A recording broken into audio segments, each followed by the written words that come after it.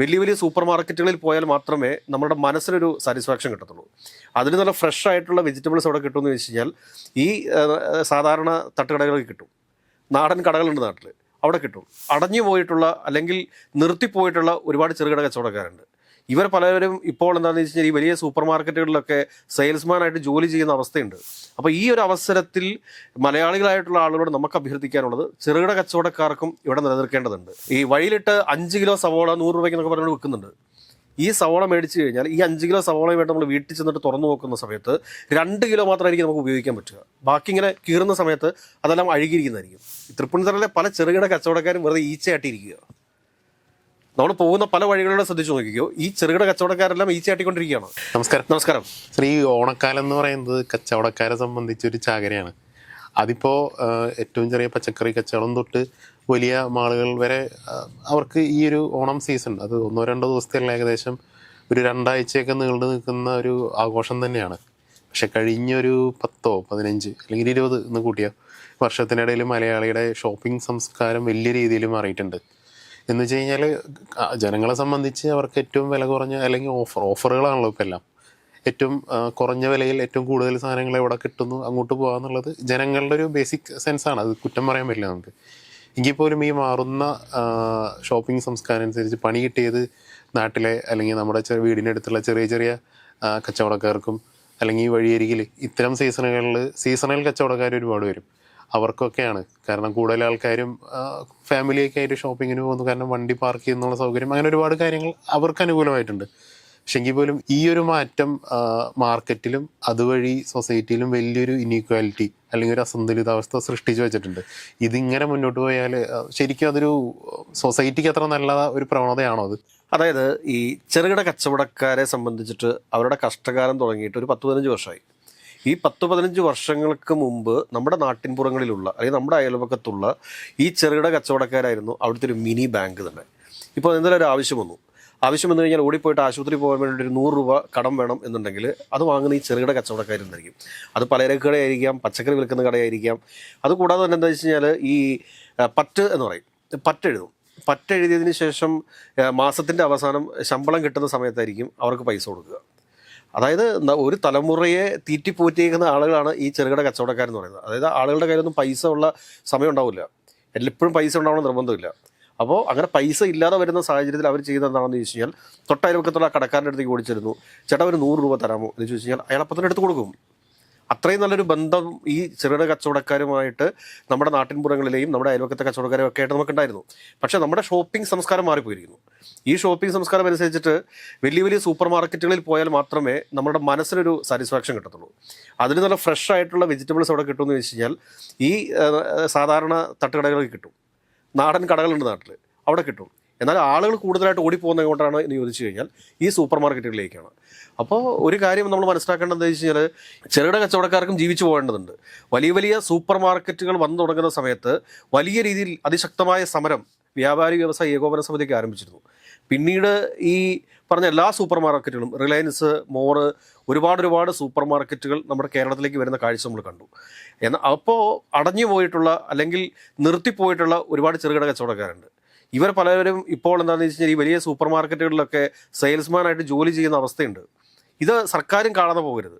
ഈ ഒരു സമയത്തെന്ന് പറയുമ്പോഴത്തേക്ക് സാധനങ്ങൾക്കെല്ലാം ഭയങ്കരമായ വില കൂടുതലാണ്. പഞ്ചസാരയ്ക്ക് 42 രൂപ കിടന്നിരുന്ന പഞ്ചസാര ഇപ്രാവശ്യം 70 രൂപയിലേക്ക് എത്തിയേക്കാണ്. ഇന്നത്തെ ഒരു മാർക്കറ്റ് വില നോക്കുകയാണെങ്കിൽ ഹോൾസെയിലിന് 65 രൂപയും റീറ്റെയിലിൽ 70 രൂപയ്ക്കുമാണ് പഞ്ചസാര വിറ്റുകൊണ്ടിരിക്കുന്നത്. ഭയങ്കരമായിട്ടുള്ളൊരു വിലവർധനം ഉണ്ടായിട്ടുണ്ട്. അപ്പോൾ ഈ ഒരു അവസരത്തിൽ മലയാളികളായിട്ടുള്ള ആളുകളോട് നമുക്ക് അഭ്യർത്ഥിക്കാനുള്ളത് ചെറുകിട കച്ചവടക്കാർക്കും ഇവിടെ നിലനിൽക്കേണ്ടതുണ്ട്. അത് ജൗളിക്കട മുതലാണ് ഉള്ള കാര്യം പറയുന്നത്. എല്ലാവരും വലിയ വലിയ ടെക്സ്റ്റൈൽസുകളിലേക്കാണ് പോണത്. വലിയ പോത്തീസ് പോലെയുള്ള ടെക്സ്റ്റൈൽസ്, ജയലക്ഷ്മി പോലെയുള്ള ടെക്സ്റ്റൈലുകൾ, ഇവരൊക്കെ വലിയ വമ്പൻ ഓഫറുകൾ പറയും. വമ്പൻ ഓഫറുകൾ പറയും. ഈ ഓഫറുകളിൽ പറയുന്നതൊന്നും ആയിരിക്കില്ല ഒരു പക്ഷേ ബില്ലിങ്ങിൽ വരുന്നത്. അങ്ങനത്തെ ഒരുപാട് പ്രശ്നമുണ്ട്. കഴിഞ്ഞ ദിവസം എനിക്ക് തോന്നുന്നു സ്റ്റുഡിയോയിലാണെന്ന് എനിക്ക് തോന്നുന്നു, എവിടെയോ ഒരു ബില്ലിങ്ങുമായി ബന്ധപ്പെട്ടിട്ട് അതായത് MRP എഴുതി വെച്ചിരിക്കുന്നതും എന്നാൽ അവസാന റൗണ്ടിൽ ബില്ലിങ് വന്നു കഴിഞ്ഞപ്പോഴത്തേക്ക് അവിടെ ആ ബില്ലിങ്ങിൽ വേറൊരു എമൗണ്ടാണ് വന്നേക്കുന്നത്. അത് കുറച്ച് കൂടുതൽ പൈസയാണ് വന്നേക്കുന്നത്. അപ്പോൾ അവരോട് ബില്ലിങ് ചെയ്തിരിക്കുന്ന ആളോട് ചോദിച്ചു കഴിയുമ്പോഴത്തേക്ക് അവർ പറയുന്നത് ഇത് ഞങ്ങളുടെ സോഫ്റ്റ്വെയറിൽ ഇങ്ങനെയാണ് ബില്ല് വരുന്നത് എന്നാണ് പറയുന്നത്. ആരും പ്രത്യേകിച്ച് ഇങ്ങനെ ശ്രദ്ധിക്കത്തൊന്നുമില്ലല്ലോ. 10-12 ഡ്രസ്സൊക്കെ ജോഡി ഡ്രസ്സ് എടുത്തതിന് ശേഷം എല്ലാവരും ഓരോ ജോഡി ഡ്രസ്സിൻ്റെ വില ഇതാണോ ഇത് നോക്കത്തില്ലോ. ടോട്ടൽ എത്ര എമൗണ്ട് ആണോ വരുന്നത് ആ എമൗണ്ട് കൊണ്ട് പേ ചെയ്തിട്ട് വരും. പണ്ട് ഓണത്തിൻ്റെ സമയത്തായാലും ക്രിസ്തുമസിൻ്റെ സമയത്തായാലും അല്ലെങ്കിൽ വിഷുവിൻ്റെ സമയത്തായാലും ഈസ്റ്ററിൻ്റെ സമയത്തായാലും പെരുന്നാളിൻ്റെ സമയത്താണെങ്കിലും ആളുകളൊക്കെ പോയിട്ട് ജൗളിക്കടയിൽ പോകും. ജൗളിക്കടയിൽ പോയിട്ട് ജൗളിക്കടയിലും കടം പറഞ്ഞിട്ട് വരുന്ന ആളുകളുണ്ട്. ജൗളിക്കടയിലും പറ്റെഴുതിക്കോളം പറയും. അത് കഴിഞ്ഞിട്ട് ഇവരുടെ ഒരുപക്ഷെ കൃഷിക്കാരാണെന്ന് ഇരിക്കുക, ഇവരുടെ കൃഷി ഇറക്കുന്ന സമയത്ത് അല്ലെങ്കിൽ വിളവെടുക്കുന്ന സമയത്ത് ആ വിളവിറ്റിട്ടാണ് ഈ പൈസ കൊടുത്തുകൊണ്ടിരുന്നത്. അത് ഇറച്ചിക്കടയിൽ മുതൽ അങ്ങനെയുള്ള കാര്യങ്ങളുണ്ട്. ഇറച്ചിക്കടയിലും പറ്റെഴുതിക്കോളം പറയും. അതിനുശേഷം ഏറ്റവും മാസത്തിൻ്റെ അവസാനമാണ് ഈ പൈസ തിരിച്ചു കൊടുക്കുക.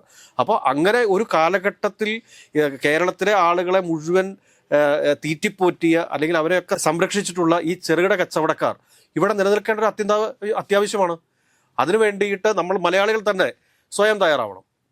നമ്മൾ തന്നെ സ്വയം വിചാരിക്കണം. നമുക്ക് മാളുകളിലൊക്കെ പോകാം. അതുകൂടാണ്ട് ഹോം അപ്ലയൻസസ് ഷോപ്പുകൾ, എത്ര ഹോം അപ്ലയൻസസ് ഷോപ്പുകൾ പൂട്ടിപ്പോയിട്ടുണ്ടെന്ന് അറിയോ?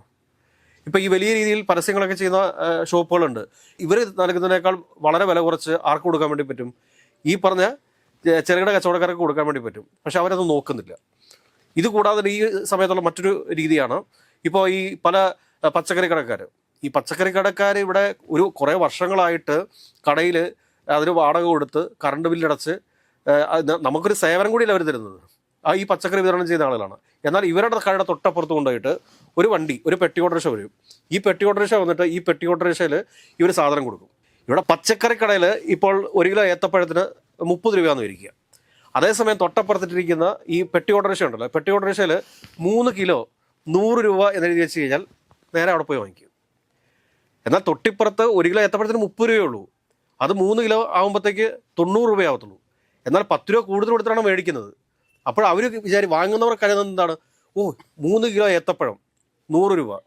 ഇങ്ങനെ പല സാധനങ്ങളുണ്ടെന്ന്. അപ്പോൾ ഇങ്ങനെയുള്ള അനധികൃതമായിട്ടുള്ള കച്ചവടങ്ങൾ തടയേണ്ടതുണ്ട്. അവരിക്കും ജീവിക്കേണ്ട എന്നുള്ളതല്ല.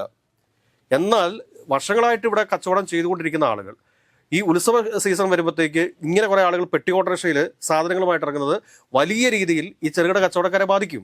അത് അവർക്ക് ഈ റൂം റെൻറ്റിൻ്റെ ചിലവ് വരുന്നില്ല, കറണ്ട് ബില്ല് വരുന്നില്ല, അതുപോലെ മറ്റ് ലൈസൻസിങ് സമ്പ്രദായങ്ങളൊന്നും ഫോളോ ചെയ്യേണ്ട ഇങ്ങനത്തെ കുറേ എളുപ്പ വഴികൾ ഇവർക്കുണ്ട്. അത് വെച്ച് നോക്കുമ്പോൾ ഈ റൂം എടുത്ത് കച്ചവടം ചെയ്യുന്നവരെ ചിലവ് ഇവർക്ക് വരുന്നില്ല. സ്വാഭാവികമായി ഇവർക്ക് വില കുറച്ച് വിൽക്കാം. അങ്ങനെ ഒരു സംഭവമുണ്ട്. അല്ല, പക്ഷേ അതിന് വിലക്കുറവൊന്നുമില്ല. അടുത്ത ഒരു കാര്യം കൂടെ പറഞ്ഞുതരാം. ഈ ഉള്ളി, സവോള, ഇങ്ങനെയുള്ള പിന്നെ വെളുത്തുള്ളി, പിന്നെ ചില പഴങ്ങൾ, ഇതൊക്കെ ഇപ്പോൾ റോഡ് സൈഡിലിട്ട് വിൽക്കുന്നുണ്ട്. ഇത് എവിടെ നിന്ന് വരുന്നു? ഇതിന് ഫുഡ് സേഫ്റ്റിയുമായി ബന്ധപ്പെട്ടിട്ടുള്ള എന്തെങ്കിലും കാര്യങ്ങളുണ്ടോ? ഈ വഴിയിലിട്ട് 5 കിലോ സവോള 100 രൂപയ്ക്ക് എന്നൊക്കെ പറഞ്ഞുകൊണ്ട് വിൽക്കുന്നുണ്ട്. ഈ സവോള മേടിച്ച് കഴിഞ്ഞാൽ ഈ 5 കിലോ സവോളയുമായിട്ട് നമ്മൾ വീട്ടിൽ ചെന്നിട്ട് തുറന്നു നോക്കുന്ന സമയത്ത് 2 കിലോ മാത്രമായിരിക്കും നമുക്ക് ഉപയോഗിക്കാൻ പറ്റുക. ബാക്കി ഇങ്ങനെ കീറുന്ന സമയത്ത് അതെല്ലാം അഴുകിയിരിക്കുന്നതായിരിക്കും. ഇത് എവിടെന്നെങ്കിലും ഇതിൻ്റെ സെക്കൻഡ് അല്ലെങ്കിൽ തേർഡ് ക്വാളിറ്റി സാധനങ്ങളൊക്കെ എടുത്തുകൊണ്ട് വന്നിട്ടാണ് ഇവിടെ വിൽപ്പന നടത്തിക്കൊണ്ടിരിക്കുന്നത്. ഇത് പ്രാദേശികമായിട്ട് ഇപ്പോൾ പഞ്ചായത്ത് ആയിക്കോട്ടെ, മുനിസിപ്പാലിറ്റി ആയിക്കോട്ടെ, കോർപ്പറേഷൻ ആയിക്കോട്ടെ, ഇവരാണ് ഇതിനെതിരെ നടപടി സ്വീകരിക്കേണ്ടത്. പക്ഷേ ഇവരൊന്നും നടപടി സ്വീകരിക്കത്തില്ല. കാരണം എന്താണെന്ന് ചോദിച്ചാൽ ഇവർക്കും അതിൻ്റെ ഒരു വിഹിതം കിട്ടുന്നുണ്ട്. ചെന്ന് കഴിയുമ്പോഴത്തേക്ക് ഒരാഴ്ചത്തേക്ക് കട നടത്താൻ വേണ്ടിയിട്ട് അല്ലെങ്കിൽ അവിടെ വണ്ടി ഇടാൻ വേണ്ടിയിട്ട് ആർക്കെങ്കിലും ഒരു 5000-10,000 കൊടുത്താൽ മതിയെന്ന്. എന്നാൽ അവരുടെ വിൽക്കുന്ന സാധനം ഒരുപക്ഷെ വെറുതെ കിട്ടുന്ന സാധനമായിരിക്കും. ഇവിടെ കൊണ്ട് 5 കിലോ 100 രൂപയ്ക്ക് എന്ന് പറഞ്ഞുകൊണ്ട് വിൽക്കുന്ന സവോള ഒരുപക്ഷെ വെറുതെ ഇവർക്ക് കിട്ടുന്നതായിരിക്കും. എവിടുന്നെങ്കിലും വേസ്റ്റ് ഒഴിവാക്കുന്നില്ലേ എന്ന് പറഞ്ഞവർ വേസ്റ്റ് ഒഴിവാക്കുന്ന സാധനമായിരിക്കും ഇവിടെ കൊണ്ടുപോയിട്ട് വിൽക്കുക. അതുകൊണ്ട് പറഞ്ഞാൽ തക്കാളി, ഇങ്ങനെയുള്ള ഒരുപാട് സാധനങ്ങളുണ്ട്. ആളുകൾ നോക്കുമ്പോഴത്തേക്ക് എന്താണ്, ഇതെന്തോ സംഭവം, ഇത് ഇത്രയും വിലക്കുറവ്. ഈ വിലക്കുറവിനെ കുറിച്ച് കൃത്യമായിട്ട് പഠിക്കുന്നൊന്നുമില്ല. ഇത് ആദ്യം എന്താണോ കാണുന്നത് അതുകൊണ്ട് എടുക്കും. അപ്പോൾ ഒരു കാര്യം കേരളത്തിലെ മലയാളികൾ മനസ്സിലാക്കേണ്ടതെന്ന് വെച്ച് കഴിഞ്ഞാൽ, ലുലു മാൾ വന്നത് ഇന്നലെയാണ്. മറ്റ് വലിയ വൻകിട സൂപ്പർ മാർക്കറ്റുകൾ വന്നത് ഇന്നലെയാണ്. ഇതിനു മുമ്പ് വർഷങ്ങളായിട്ട് നമ്മുടെ നാട്ടിൽ ചെറുകിട കച്ചവടം നടത്തിക്കൊണ്ടിരിക്കുന്ന കച്ചവടക്കാരുണ്ട്. ഒരു നാടിനെ സംരക്ഷിച്ചു പിടിച്ചവരാണവർ. ഒരു നാടിനെ ഭക്ഷണമൂട്ടിയവരാണവർ. ഒരു നാടിനെ മുഴുവൻ വസ്ത്രം നൽകിയവരാണവർ. ഈ ഒരു നാട്ടിലേക്ക് മുഴുവൻ പുതിയ ഹോം അപ്ലയൻസസ് കൊടുത്തവരാണവർ. നമ്മുടെ തൊട്ടപ്പുറത്തെ വീട്ടിൽ ചെറുകിട കച്ചവടക്കാരൻ്റെ അടുത്ത് പോയി കഴിഞ്ഞാൽ എന്താ സംഭവിക്കുകയെന്ന് വെച്ച് കഴിഞ്ഞാൽ, ഇപ്പോൾ നമ്മൾ ടി വി വാങ്ങിക്കുന്നു. ഈ ടി വിക്ക് കേട് വന്നു കഴിഞ്ഞാൽ നമ്മുടെ തൊട്ടടുത്തുള്ള കടക്കാരൻ്റെ അടുക്കൽ നിന്നാണ് നമ്മൾ വാങ്ങുന്നത് എന്നുണ്ടെങ്കിൽ നമ്മൾ തീർച്ചയായിട്ടും അവനെ കോൺടാക്ട് ചെയ്ത് കഴിഞ്ഞാൽ അവനത് സർവീസ് സെൻ്ററുമായിട്ടൊക്കെ നമ്മളെ കണക്ട് ചെയ്ത് തരും. ഇത് മറിച്ച് നമ്മൾ ഏതെങ്കിലും ഈ പരസ്യങ്ങൾ നൽകുന്ന വലിയ സ്ഥാപനത്തിൽ നിന്ന് ആണ് മേടിക്കുന്നത് കരുതുക. നമ്മൾ സർവീസ് സെൻ്ററിലേക്ക് വിളിച്ച് എന്തോരം പാടുപെടേണ്ടി വരും. എന്തൊരു കഷ്ടപ്പാടും ദുരിതമായിരിക്കും. വിൽക്കുന്ന സമയത്തുള്ള ആ സ്നേഹവും ആ ഒരു സ്നേഹവും ലാളനയും ഒന്നും ഈ പറയുന്ന സർവീസിൻ്റെ കാര്യത്തിൽ ഉണ്ടാവത്തില്ല, അല്ലെങ്കിൽ ഗ്യാരണ്ടിയുടെ കാര്യത്തിലോ വാറണ്ടിയുടെ കാര്യത്തിലോ ഉണ്ടാവത്തില്ല. ഇത് പറഞ്ഞാൽ കുറേ പരസ്യങ്ങൾ നൽകുന്നു, സമ്മാന പെരുമഴ. ഇത് ആർക്കെങ്കിലും സമ്മാനം കിട്ടുന്നുണ്ടോ? കോടികളുടെ സമ്മാനമാണ് ഇവരൊക്കെ വാഗ്ദാനം ചെയ്യുന്നത് ആളുകളെ ആകർഷിക്കാൻ വേണ്ടിയിട്ട്. ഇന്നേ വരെ ആർക്കെങ്കിലും ഇത്ര കോടി രൂപയുടെ സമ്മാനം ഇവരെ ആരെങ്കിലും കൊടുത്തതായിട്ട് കേട്ടിട്ടുണ്ടോ? കമ്പനിക്ക് കൊടുക്കുന്നില്ല. ഇത് കൃത്യമായിട്ട് പരിശോധിച്ച് കഴിഞ്ഞാൽ കൃത്യമായിട്ട് മനസ്സിലാവും. ഈ പറയുന്ന സമ്മാന പെരുമഴകളെല്ലാം വമ്പൻ തട്ടിപ്പാണ്, വമ്പൻ തട്ടിപ്പാണത്. ഈ മലയാളികളെ പൊട്ടം കളിപ്പിച്ചുകൊണ്ടിരിക്കുന്നതാണത്. ആർക്കെങ്കിലും ആണെങ്കിൽ വല്ല പേനയോ അല്ലെങ്കിൽ കുപ്പി ഗ്ലാസോ അങ്ങനെയൊക്കെ ഉള്ളത് സമ്മാനമായിട്ട് കിട്ടും. മറിച്ച് ഇവർ പറയുന്ന വലിയ കാറുകളുടെ ഓഫർ പറയുന്നുണ്ട്, കോടികളുടെ ഓഫർ പറയുന്നുണ്ട്. ഇത് ഒരാൾക്ക് പോലും കിട്ടുന്നില്ല. ഇത് വാസ്തവമാണിത്. ഇനിയെങ്കിലും നമ്മുടെ ആളുകൾ ഇതിനെക്കുറിച്ചൊക്കെ ഒന്ന് ബോധവാന്മാരാകേണ്ടതുണ്ട്. ഈ പ്രളയം വന്ന സമയത്ത് ഈ സൂപ്പർ മാർക്കറ്റുകാർ ആരെങ്കിലും വന്നിരുന്നോ? തൻ്റെ കടയിലിരിക്കുന്ന സാധനങ്ങൾ എടുത്ത് സൗജന്യമായിട്ട് എല്ലാവർക്കും നൽകിയ ടെക്സ്റ്റൈൽസുകൾ എനിക്കറിയാം, പലചരക്ക് കടകൾ എനിക്കറിയാം. അപ്പോൾ അങ്ങനെ ഈ നാടിനെ ചേർത്ത് പിടിച്ചിട്ടുള്ള ചെറുകിട കച്ചവടക്കാർ ഇവിടെ നിലനിൽക്കേണ്ടത് ആവശ്യമല്ലേ?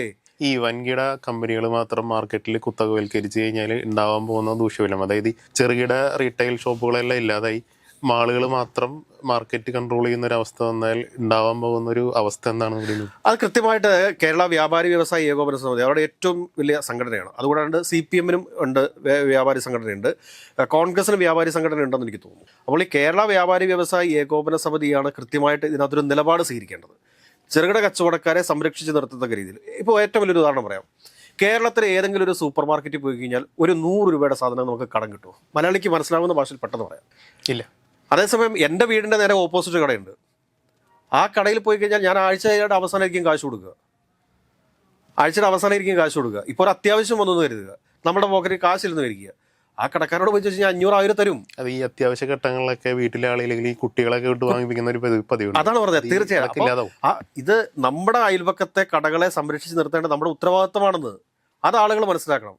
ഏറ്റവും ഒരു ഉദാഹരണം പറയുകയാണെങ്കിൽ കുന്നത്ത് നാട് അല്ലെങ്കിൽ കിഴക്കമ്പലത്തുള്ള ആളുകൾ എറണാകുളത്ത് വന്ന് സാധനം മേടിക്കേണ്ട ആവശ്യമുണ്ടോ?